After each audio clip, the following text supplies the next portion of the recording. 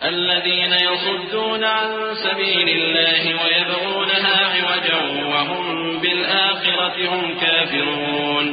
أولئك لم يكونوا معجزين في الأرض وما كان لهم من دون الله من أولياء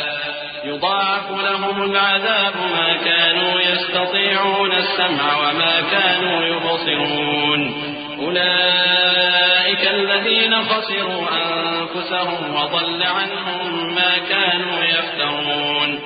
لا جرم أنهم في الآخرة هم الأخسرون إن الذين آمنوا وعملوا الصالحات وأخبتوا إلى ربهم أولئك أصحاب الجنة هم فيها خالدون. جو اللہ کے رستے سے روکتے اور اس میں کجی چاہتی ہیں اور وہ آخرت کا بھی انکار کرتے ہیں، یہ لوگ زمین میں کہیں چھپ کر اللہ کو ہرا نہیں سکتے اور نہ اللہ کے سوا کوئی ان کا حمایتی ہے۔ اے پیغمبر، ان کو دگنا عذاب دیا جائے گا کیونکہ یہ شدت کفر سے تمہاری بات نہیں سن سکتے تھے اور نہ تم کو دیکھ سکتے تھے۔ یہی ہیں جنہوں نے اپنے آپ کو خسارے میں ڈالا اور جو کچھ یہ افترا کیا کرتے تھے ان سے جاتا رہا۔ بلا شبہ یہ لوگ آخرت میں سب سے زیادہ نقصان پانے والے ہیں۔ جو لوگ ایمان لائے اور عمل نیک کیے اور اپنے پروردگار کے آگے عاجزی کی، یہی صاحب جنت ہیں، ہمیشہ اس میں رہیں گے۔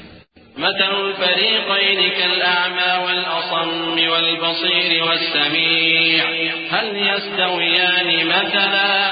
أفلا تذكرون ولقد أرسلنا نوحا إلى قومه إني لكم نذير مبين ألا تعبدوا إلا الله إني أخاف عليكم عذاب يوم أليم فقال الملأ الذين كفروا من قومه ما نراك إلا بشرا مثلنا وما نراك اتبعك إلا الذين هم أرادلنا بادي الرأي وما نرى لكم علينا من فضل بل نظنكم كاذبين قال يا قوم أرأيتم إن كنت على بينة من ربي وآتاني رحمة من عنده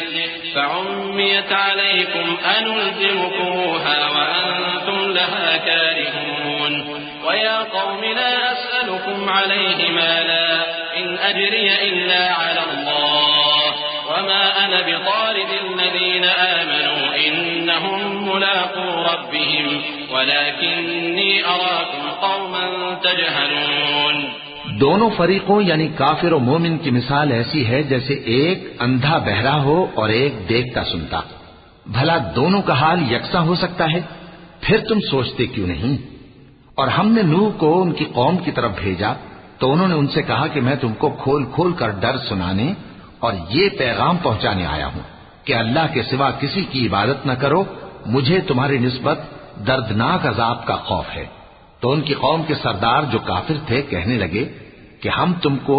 اپنے ہی جیسا ایک آدمی دیکھتے ہیں اور یہ بھی دیکھتے ہیں کہ تمہارے پیرو وہی لوگ ہوئے ہیں جو ہم میں ادنا درجے کے ہیں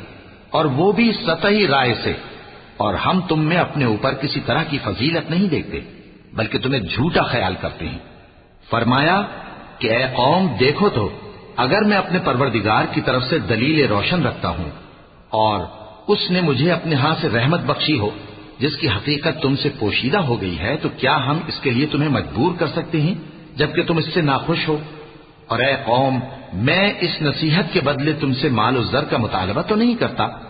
میرا صلہ تو اللہ کے ذمے ہے اور جو لوگ ایمان لائے ہیں